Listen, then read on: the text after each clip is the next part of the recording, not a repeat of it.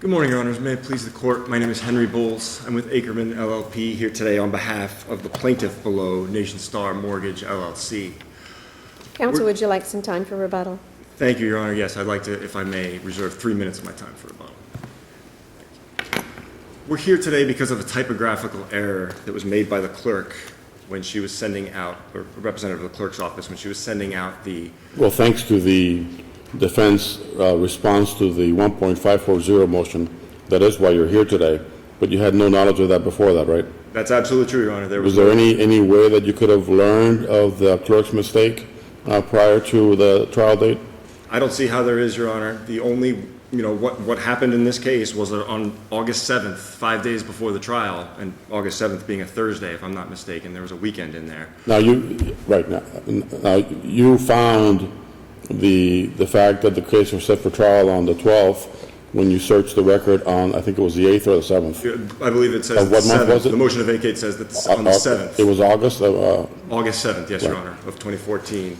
Now, when you search that record, and I confess I haven't gone into the 16th Circuit website to look at it, when you search that record, are the actual documents in the docket? Can you click on a notice and see it? I don't know off the top of my head if that's the case. Mr. Levy, it's not in the let record. him answer his own question. I don't know off the top of my head, and it's not clear in the record whether that's true or not. Whether or not it was, whether or not the trial order was available doesn't make a difference in our opinion, Your Honor. All right, so as I understand it, your primary argument is you didn't become aware of the trial until August 7th. The trial was scheduled for August 12th. We made an effort to find a witness to testify. We didn't have enough time, didn't have time to prepare. We're entitled to vacate the judgment and have a new trial. And to support our contention that we didn't get notice, here is the clerk's memorandum that shows that they sent it to the wrong email address.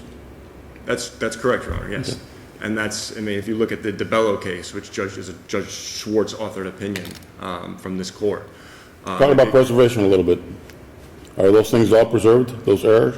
Yes, Your Honor, I believe they are. Tell me why the clerk's memorandum error is preserved. The clerk's sending of the notice to the wrong email address, how is that preserved? Well, what is preserved, and maybe that wasn't specifically brought to the court's attention, nor could it be, because again, we didn't receive that email. We never had a copy of that email. That would never be in our possession. Kind of hard to prove a negative in that sense, right? Correct, Your Honor. And as we've stated, we did, the counsel for Nationstar did everything that Mr. Levy, this is very distracting. You really need to control yourself. I really appreciate it. Sorry. I'm looking and listening to him, and I'm watching you, and it throws me off. Sorry, Your Honor. You know that my mind is very small, and I have to concentrate deeply on what I'm actually listening to. Thank you. Go ahead. What's before this court, Your Honor, is the motion to vacate. After the trial date, after the motion to continue was denied, after that, what was presented to the court was a sworn motion that said we did not receive this trial order. Okay, and that's a piece of evidence at that point. And did the court at that point have a duty to conduct an evidentiary hearing to determine whether or not you received it? Yes, they did. Because there is a presumption when the order is sent out that it was served, that there is service, correct? There is that presumption, yes, if it's correctly listed on the face rebuttable of the order itself. Correct. But when... And certainly the delivery page from the clerk's office would seem to rebut the presumption. Absolutely, Your Honor. But even despite that presumption that may have arisen, any presumption that may have arisen, in spite of that, and you look at the Lyons versus Liberty Mutual Insurance Company case that we cited in our brief. What you mean to say is, in addition to that, there's Lyon, because it rebuts the presumption, correct? Absolutely right. In addition to that, right. Our first position, as it's stated in our brief, is it's an absolutely excusable, absolutely understandable breakdown of communication that resulted in Nationstar's witness not appearing at trial. As a matter of law and as a matter of clear record that we can see here today in this court, it can be reversed for a new trial on the merits, which is what we're seeking here today. Failing that, when, despite any presumption that arose, and in addition to that, you look at the Lyons case and the other cases cited in our brief, I would point the court to the Schumann case, the Goody versus Garcia case, and the Scott versus Johnson case, which was actually cited in the opposing papers. When that factual issue is brought to the court's attention, especially in a sworn statement, in a sworn motion to the court, it's incumbent on the court at that point to hold an evidentiary hearing to get to the bottom of that. That didn't happen here. The case, the motion to vacate the dismissal was summarily denied without a hearing. And So you would ask us to do what? so, Your Honor, we ask that the court reverse the denial of the motion to vacate and do what? send us back send us back for a trial on the merits, Your Honor. You want to skip the requirement that the trial court hold an evidentiary hearing and just say it's vacated and make that finding of fact ourselves? I think under the DeBello case and looking at the record, that's something that this court can do, and that is the first thing we're asking for. As an alternative minimum, if the court isn't willing to go the step of a full dismissal, Your Honor, of course we would ask for an evidentiary hearing, to be remanded for an evidentiary hearing, as a bare minimum, to say, did we receive that trial order or not? Right. And Thank you, counsel. I'll reserve the remainder of my time. Thank you. Now, Mr. Levy. Sorry, Your Honors. Now you can nod your head all you want. I got so excited by the music this morning that it's, You want to run out and exercise with the football team. well, hopefully they'll do better than the Gator quarterback will. Oh, boy. Ooh, Oh, boy. Oh, UM graduate over here. I don't know about the rest of y'all. UF. May it please the Court, Jay Levy on behalf of the defendants. The history of this case suggests that the matter has not been preserved, was not properly brought before the trial court. Which matter? The issue of whether they exercise due diligence to go get themselves a witness for trial, and whether or not and whether that was what required them to be to vacate the order. And you're measuring from August 7th. I started August 7th, although, no, I don't. I go back to the trial court order, and let me correct something that was incorrect in their brief. The trial court order setting the case for trial is a little unique in this case. I'm sorry, say that again? The trial court order that set the case for trial is unique because it didn't require a witness list or an exhibit list or anything. It only required Pretrial catalog, yeah. It only required an exchange of exhibits 10 days before. That order indicates at its bottom that it was sent to the correct address. My trial counsel attached an email sent by the court to him with a copy to them indicating that there was an incorrect address. We do not know on this record whether the trial court also sent an original email to them sending the order to them. The assumption that they have always argued is that that was the only communication by the clerk sending out the order. That is unknown in this record. But more importantly, they had this order and they knew about this 5 days before. The person... Go back to something you said a second. Yes, sir. And then you continue. And I know that you can do this because you're very capable. So, isn't the notion or the idea that the trial court may have sent the order itself something that needs to be resolved in an evidentiary hearing? I don't think so, because you have to show that you were prejudiced by the failure to receive it. This is different. No, I got it. Yeah. This is different than all the cases where they don't show up. Here, they showed up, and what's perplexing to me in this particular case is the motion for continuance, which they filed, is filed by an attorney, Barcia, and Barcia only says, we didn't get the order. No problem about getting the witness, no problem about this. There's no transcript of the argument on the motion for continuance in front of the judge. So we don't know whether or not they ever raised timely in front of the judge that they couldn't get a witness to come to trial. But if they had raised that issue in a motion for a rehearing, wouldn't that be preserved anyway? I don't think so, because I think you have to show that you raised it timely in front of the judge. And raising it timely would be at the time you go to trial. There's no transcript of what happened. So on a motion for rehearing, you cannot raise what you perceive, what you believe to be an error. Isn't that the very purpose of a motion for rehearing, to say why the judge's order was mistaken or wrong, legally or factually? I think, Judge, when you're dealing with time issues, such as this case, and you have a situation where you're asking for the continuance... Tell me what was so critical about the time here. Why did it, this was really critical. What was critical? The judge's order setting case for trial said no motions for continuance will be considered we're going to trial. This was an old case. And 6 years old. And what's equally shocking about the age of the case is lack of activity on the part of the plaintiff to move this case to trial. They did nothing. So They why, did- I have to ask, Yes, Your Honor.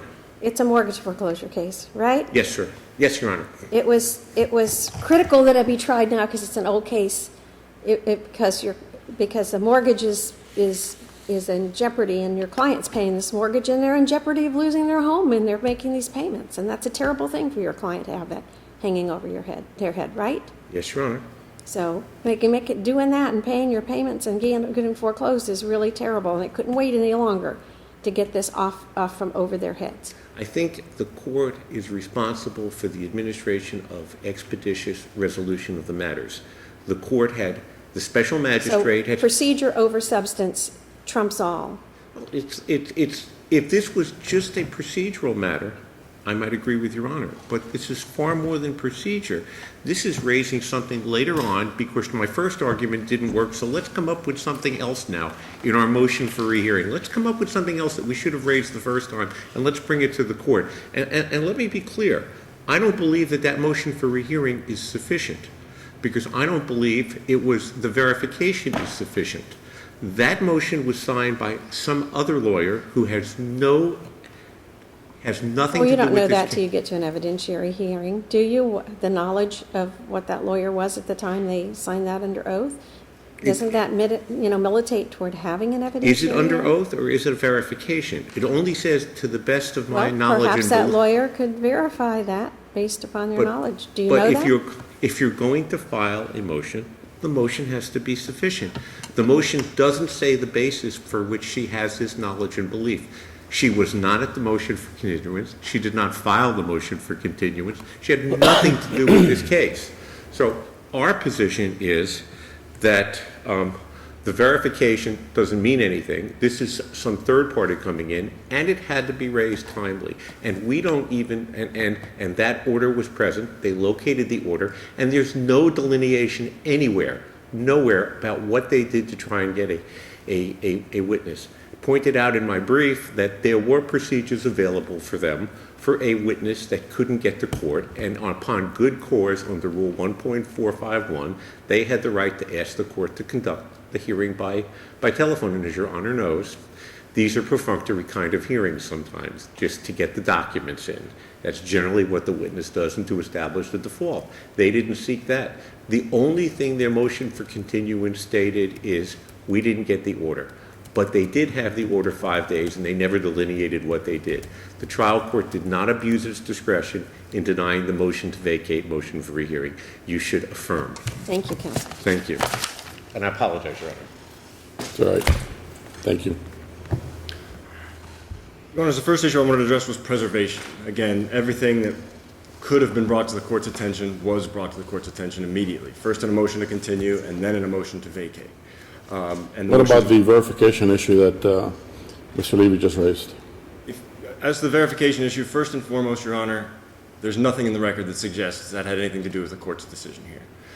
Second of all, if you look at every single one of the cases cited by Mr. Levy in his brief, the remedy for insufficient verification is to remand, to fix it, to bring it to the satisfaction of the trial court, to the trial judge that was uncomfortable with it. So to the extent that this court is uncomfortable with the sufficiency of the verification, or there are some questions along that, or questions about that,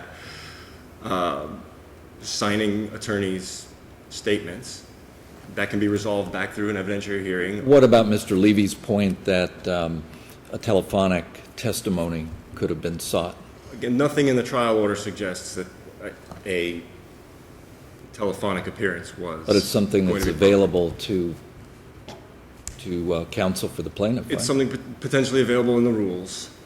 Is there any showing there was a witness available to talk by telephone at that juncture? There's no showing whether there was or not, or whether it was even considered or not by the trial court, or whether the trial court would entertain it, whether the other side would agree. There's nothing in the record that suggests. And there's no transcript of the hearing on the motion to continue? There is no transcript of that hearing. No, there's not, Your Honor. And second of all, that argument is brought as a due diligence argument, and due diligence is not one of the elements of a 1.540B motion. It isn't, and due diligence. The motion was filed within 10 days of the dismissal order. I think that the due diligence was shown here. Would it have qualified as a 1.530 motion? I'm sorry, Your Honor. Could the motion have been considered a 1.530? Potentially, Your Honor, but if you look at the motion itself, it's pretty clearly couched as a 1.540 motion to vacate, and that's And what it's factual, so it would have had to been a Right. 1.540. right. And Is there anything that precludes the filing of a 1.540 motion within 10 days of the final judgment? that precludes it. Mr. Levy raised it on his answer brief, that it was filed within 10 days and therefore it should have been treated as a 1.530. I don't think there's anything that precludes it. No, I think it's. I couldn't find anything, No, but that's what I'm asking. It was brought that way, the motion was that way, and it was considered that way, and there's, again, like you said, no rule barring that. Last, Mr. Levy suggests that the cases that say, or, he suggests that somehow if counsel below for Nationstar had done nothing, we'd be in a better position. That these cases that say the certificate of service, the presumption that arises from that certificate of service can be overcome when there's sworn testimony on the other side.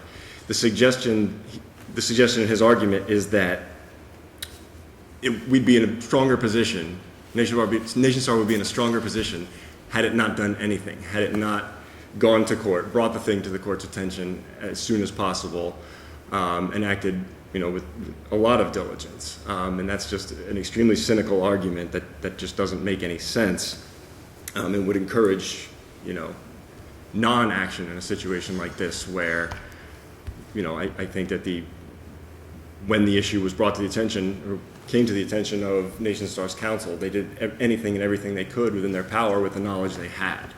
And Your Honor, for that reason, again, the dismissal here loses the sights of a meritorious case. And you would ask us to do what? I would ask this court to reverse and remand us for a new trial, and failing that as an alternative minimum for an evidentiary hearing to decide clearly the issue whether or not Nationstar received a copy of this trial order in time to get a witness down to Key West. Thank you. Thank you both.